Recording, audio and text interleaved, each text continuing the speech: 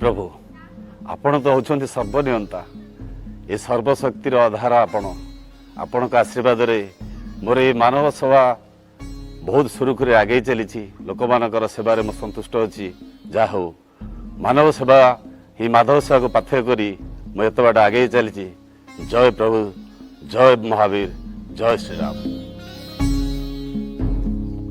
अरे मंदिर प्रांगण में जड़े बुढ़ा मौसा मन दुखरे बसला भाई लगुंट चाहे देखे कहीं से मन दुखरे बस। अच्छा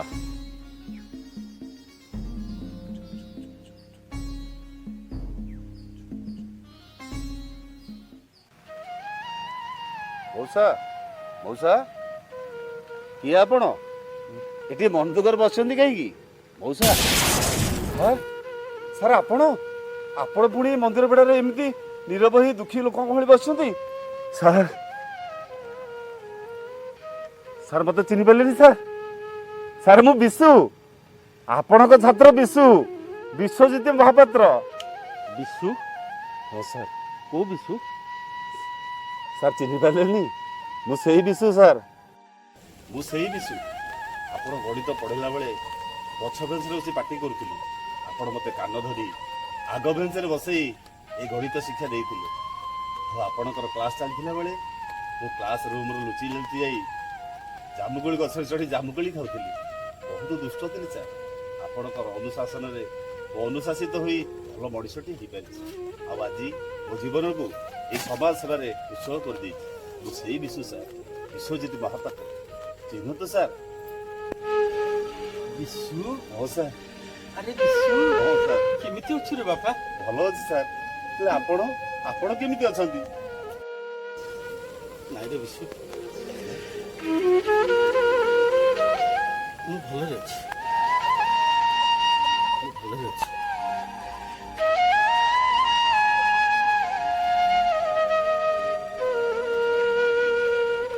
हेले सर आपण को आखिरी लुह आपण कांदुछंती कोन बे सर कोन हिची आपणकर मते कहंतु सर कोन हिची आपणकर आपण सिना मते लुचौछंती मु पर आपणकर शिष्य आपण पर हमकु शिक्षा देथिले ए पिले सत कहिबा को किया डरिबी सत कहि पछे मले मरिबी आपण सेही आदर्श शिक्षक राधाकांत महापात्र ना सर आपण मते लुचिले कोन हबो मु कोन जानि पारुनी आपण को मनर कथा सर जो राधाकांत महापात्र ये पिला मानक आदर्श से जदि मिछ कहबो ताहले जणा पड़ी जीवनी कहंतु सर नाइ रे विशु सर सत कहबा को सिना सेदिन मु तम मान को सिखैतिली हेले आज से सतर सुरे मु निजे भासी जाई सर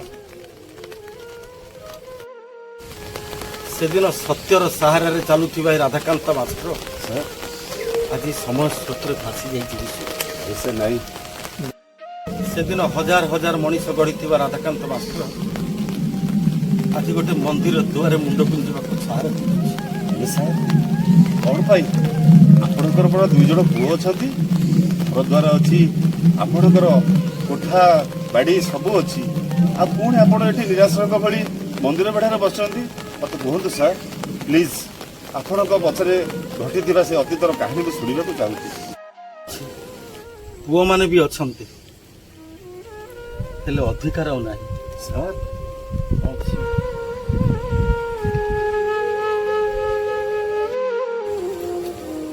सेदिन 200 टंका दरमारे पाठ पढ़ी दी पुओं को मु बड़ बाबू करिछि माँ चलीगला पर से पिला मानकर सब अली अर्दली के शुणी मु प्रत्येक कथा को समाधान करैछि पैसा अभाव ये चिरा फटा धोती और पंजाबी की सिलाई करी पिंधुछि सर ले सर हाँ विशु हेले ये राधाकांत मास्टर बाप पुणियाटे आज हारी जाइए से संपूर्ण उत्साही पड़ी कहीं शुणव विशु हाँ से दुखद कहानी से दिन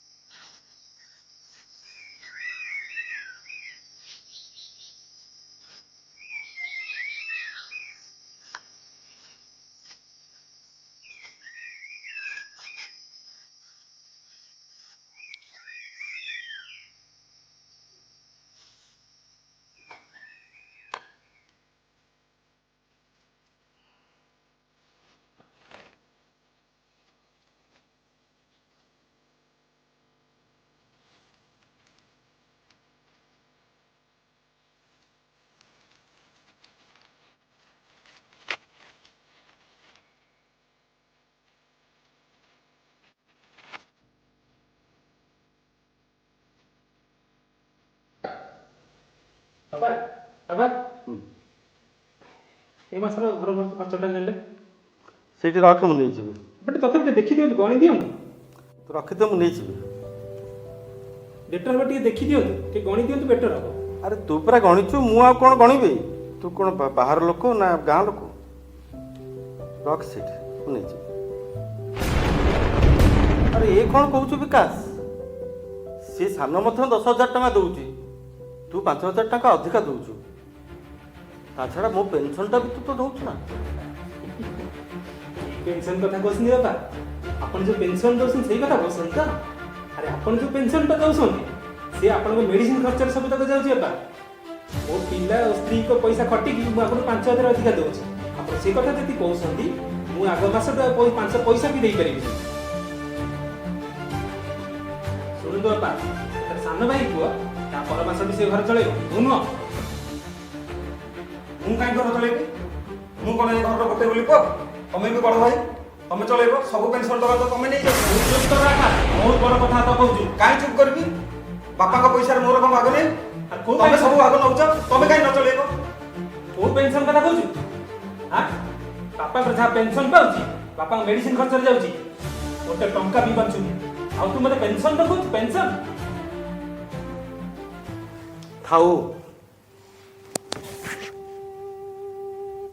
ଆଉ ତମେ ମାନେ କେହି ଟଙ୍କା ଦେବା ଦରକାର ନାହିଁ କି ଘର ଚଳେଇବା ଦରକାର ନାହିଁ। ତମମାନଙ୍କ କଥାରେ ମୋ ଛାତି ଭିତରଟା ଥରି ଯାଉଛି, ଚାରି ଦିଗ ମତେ ଧନ୍ଦା ଦିଶୁଛି। ଭାଗ କରିଦେବି? କ'ଣ ଭାଗ କରିଦେବି? ମା ଚାଲିଗଲା ପରେ ଅଜାଡ଼ି ଦେଇଥିବା ସେ ସ୍ନେହ ମମତାକୁ, ନା ରାତି ରାତି ତକିଆ ଭିଜେଇ ଦେଖେଇଥିବା ତମମାନଙ୍କ ବିଷୟରେ ସେ ସୁନେଲି ସ୍ୱପ୍ନକୁ?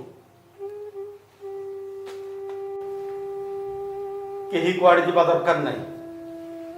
ମୁଁ ଏଠି ରହିଲେ ଯଦି ତମ ସମସ୍ତଙ୍କର ଅସୁବିଧା ହେଉଛି ତାହେଲେ ମୁଁ ହିଁ ଚାଲିଯିବା ଦରକାର। ଏ ଘର ବାରି ତମମାନଙ୍କୁ ଛାଡ଼ି ଦେଇଗଲି, ଏ ପେନସନ ତମମାନଙ୍କୁ ଛାଡ଼ି ଦେଇଗଲି। ମୋର ଆଉ ତମମାନଙ୍କ ପାଖରେ ରହିବା ଦରକାର ନାହିଁ। ମୁଁ ଚାଲି ଯାଉଛି। ଭଗବାନ ତମମାନଙ୍କୁ ମଙ୍ଗଳ କରନ୍ତୁ ପିଲାମାନେ, ଭଗବାନ ତମମାନଙ୍କୁ ମଙ୍ଗଳ କରନ୍ତୁ।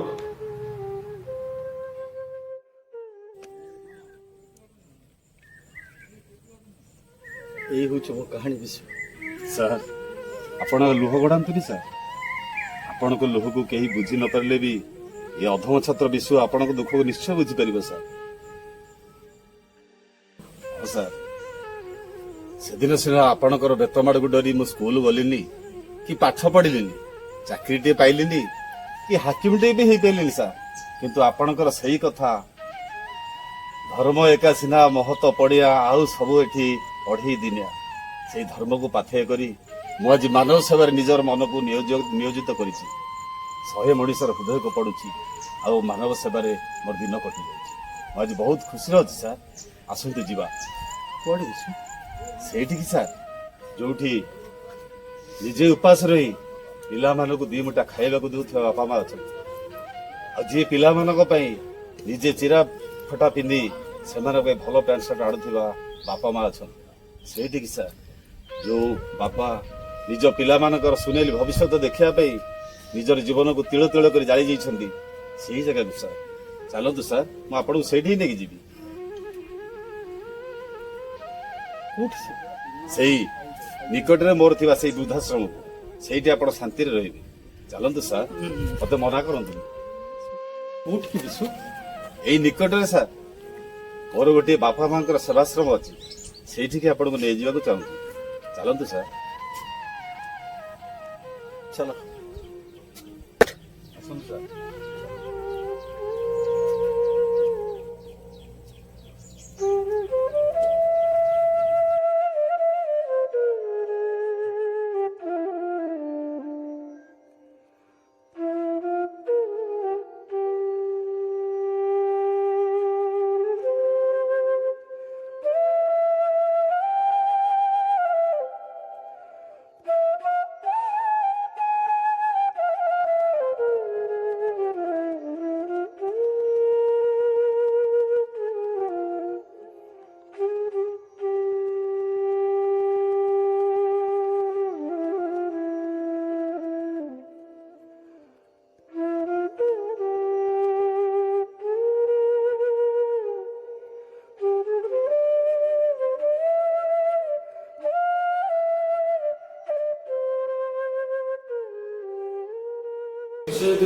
ନମସ୍କାର ନାରାୟଣ ବାବୁ, କେମିତି ଅଛନ୍ତି?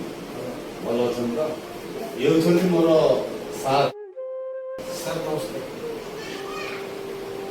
ସମୟ ସରିଲା ଆଜି ସିଏ ଟିକେ ହଁ ନାରାୟଣ ବାବୁ, ଇଏ ହେଉଛନ୍ତି ମୋ ସାର୍।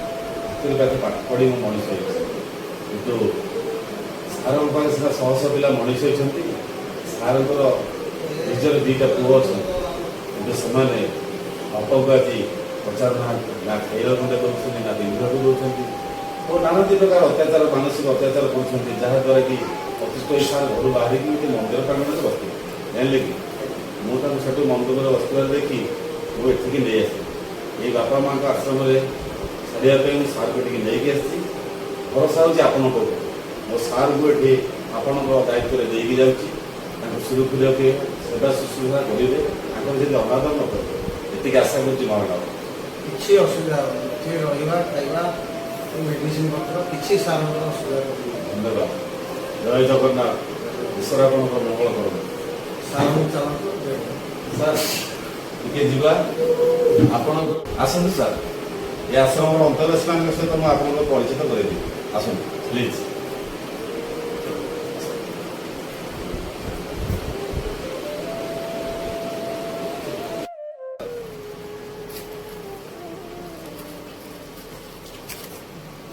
ସାର୍ ଆଜିଠୁ ଏଇମାନେ ଆପଣଙ୍କର ପରିବାର, ଏଇମାନେ ଆପଣଙ୍କର ସୁଖ ଦୁଃଖର ସାଥୀ।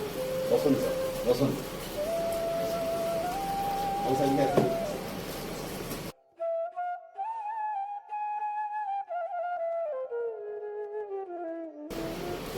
ହଉ ସାର୍, ଇଏ ହେଉଛନ୍ତି ଆମର ସାର୍। ଏ ଆଜିଠାରୁ ଆପଣମାନଙ୍କ ସହିତ ଏ ଆଶ୍ରମରେ ରହିବେ। ଆପଣମାନେ ତାକୁ ଯେମିତି ଟିକେ ନଜର ରଖିଥିବେ। ହଉ ସାର୍, ସାର୍ ଆଜିଠୁ ଆପଣମାନଙ୍କୁ ଲାଗିଲେ ଆପଣମାନଙ୍କ ସାଙ୍ଗରେ ରହିବେ। ଆପଣମାନଙ୍କ ସାଙ୍ଗରେ ଖାଇ ବସି ଦୁଃଖ ସୁଖ ସବୁଥିରେ ଭାଗିଦାର ରହିବେ। ମୋ ସାର୍ଙ୍କର ଯେମିତି ଅନାଦର ନ ରହିବେ ଆପଣମାନେ ଦେଖିକି।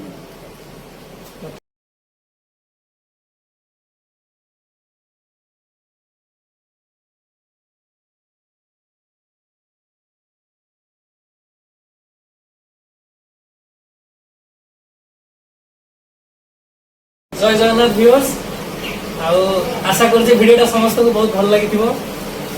ଆଉ ଏଇମାନେ ତ ଆମର ସମସ୍ତେ ଆମର ଯେଉଁ ଭଲ ଭଲ ଆର୍ଟିଷ୍ଟ ସବୁ ଆପଣମାନେ ଦେଖିଲେ ତାଙ୍କର ଅଭିନୟ, ନିଶ୍ଚିତ ଭାବରେ ଆପଣଙ୍କୁ ବହୁତ ଭଲ ଲାଗିଥିବ। ଆମେ ଗୋଟେ ବହୁତ ୟୁନିକ୍ କମ୍ବିନେସନ୍ ଗୋଟେ ତିଆରି କରିଥିଲୁ, ସୋସିଆଲ ମେସେଜ ଦେବାକୁ ଚେଷ୍ଟା କରିଥିଲୁ।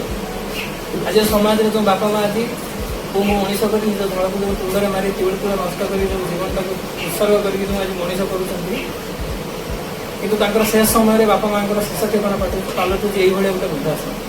ତେଣୁ ଆଶା କରୁଛି ଏଇଭଳିଆ ବୃଦ୍ଧାଶ୍ରମ ସମାଜରେ ସୃଷ୍ଟି ନ ହଉ, ଆଉ ବାପା ମା ଏମିତି ଅନାଥ ଅସହାୟ ଭଳିଆ ନ ପଡ଼ନ୍ତୁ। ଏତିକି ଆମର ସୀମିତ ଅନୁରୋଧ। ଭିଡ଼ିଓ ମାଧ୍ୟମରେ ଗୋଟେ ସୋସିଆଲ ମେସେଜ ଆପଣମାନଙ୍କୁ, ଏମିତି ବାପା ମାଆଙ୍କୁ ଅସହାୟ କରିକି ଆପଣ ଏମିତି ରାସ୍ତାରେ ଛାଡ଼ି ଚାଲିଯାଆନ୍ତୁ। ଧନ୍ୟବାଦ ଦେବି ଯେ ଭାଇଙ୍କୁ, ଯିଏକି ଏଇଭଳିଆ ଗୋଟେ ସୁନ୍ଦର ପଦକ୍ଷେପ ନେଇଛନ୍ତି। এইভাবে শহে বাপাঙ্কর যে পুଅ ହେଇଯାଇଛି এইভাবে ଗୋଟେ ସୃଷ୍ଟି କରିଛନ୍ତି ମହାପ୍ରଭୁଙ୍କୁ ଅଶେଷ ଧନ୍ୟବାଦ। ତେଣୁ ଆଉ ସାର୍ କ'ଣ କହିବେ? ସାର୍ କିଛି କୁହନ୍ତୁ। ଏ ତ କଳିର ପ୍ରଭାଳ ଛାୟାରେ ଆମେ ସମସ୍ତେ ଗ୍ରାସ ହେଇଯାଇଛୁ। ନହେଲେ ଯେଉଁ ପୁଅମାନଙ୍କୁ ବା ଯେଉଁ ଝିଅମାନଙ୍କୁ ଆମେ ମଣିଷ କରୁଛୁ, ଯେଉଁ ପରିଶ୍ରମ କରିକିରି ଝଳ ବୁଆ ଧନରେ ସେମାନଙ୍କୁ ପାଠ ପଢ଼ା ତଥା ତାଙ୍କର ଚରିତ୍ର ଗଠନ, ସେମାନଙ୍କ ଭବିଷ୍ୟତ ପାଇଁ ସେମାନଙ୍କୁ ତିଆରି କରିକି ଆଗକୁ ଛାଡ଼ିବା ସମୟରେ ବା ସେମାନେ ସେ ଜାଗାରେ ପହଞ୍ଚି ଯାଉଛନ୍ତି, ପରବର୍ତ୍ତୀ ସମୟରେ ବାପା ମା ମାନଙ୍କୁ ଭୁଲି ଯାଉଛନ୍ତି। କେବଳ ଦୁଃଖର କଥା, ଏଭଳି ପରିସ୍ଥିତି ନ ହଉ, ପିଲାମାନଙ୍କର ମାନସିକତାର ପରିବର୍ତ୍ତନ ଘଟୁ, ତାହେଲେ ସମାଜର ପରିବର୍ତ୍ତନ ଘଟିବା ସହିତ ଦେଶ ଆଗକୁ ଜୟ ଜଗନ୍ନାଥ। ମୁଁ ଏତିକି କହିବି, ବାପା ମାଆଙ୍କୁ କେହି ଅବହେଳିତ କରନ୍ତୁନି, ସମସ୍ତେ ବାପା ମାଆଙ୍କ ସେବା କରନ୍ତୁ। ଜୟ ଜଗନ୍ନାଥ। ଜୟ ଜଗନ୍ନାଥ, ଜୟ ଓଡ଼ିଶା। ଜଗନ୍ନାଥ ସମସ୍ତଙ୍କୁ ଭଲରେ ରଖନ୍ତୁ। ସମସ୍ତଙ୍କର ଦୀର୍ଘାୟୁ କାମନା କରି ଏତିକି କହିବି, ଏ ମୋର ଯୁବପିଢ଼ି, ଏ ମୋର ଯୁବବନ୍ଧୁମାନେ, ଯେଉଁ ବାପା ମାଆଙ୍କୁ ଅବହେଳିତ କରି ତମେ ଆଜି ଅନାଦର କରି ଚାଲିଛ, ନିଜେ ଶିକ୍ଷିତ ହୋଇ ସେଇ ମୂର୍ଖ ବାପାକୁ ଅବହେଳିତ କରୁଛ, ତମକୁ ଏତିକି ଅନୁରୋଧ, ତମେ ବି ଦିନେ ବୁଢ଼ା ହବ, ଦିନେ ବୃଦ୍ଧା ଅବସ୍ଥାକୁ ତମେ ବି ଦିନେ ପଦୋନ୍ନତି କରିବ। ସେତେବେଳେ ତମ ପିଲାମାନେ ଆଜି ଯେମିତି ତମ ବାପା ମାନଙ୍କୁ ବ୍ୟବହାର କରିଛ, ଅବହେଳିତ କରିଛ, କାଲି ତମ ପିଲାମାନେ ସେଇଭଳି ଅବହେଳିତ ନ କରିବେ ଏକଥା କିଏ କହିବ? ତେଣୁକରି ସୁଧୁରି ଯାଅ, ଭଲରେ ରହନ୍ତୁ ସମସ୍ତେ, ସୁସ୍ଥ ରହନ୍ତୁ ସମସ୍ତେ। ଜୟ ଜଗନ୍ନାଥ, ଜୟ ଜଗନ୍ନାଥ। ঠিক আছে ভিডিওটা নিশ্চিত ভাবে ভালো লাগিଥିବ যদি ভিডিওটা আমার প্রয়াস ভালো লাগিଥିବ তাহলে আমার চ্যানেল কো নিশ্চিত ভাবে সবস্ক্রাইব করিবে রাজু এন্টারটেইনমেন্ট জয় জগন্নাথ।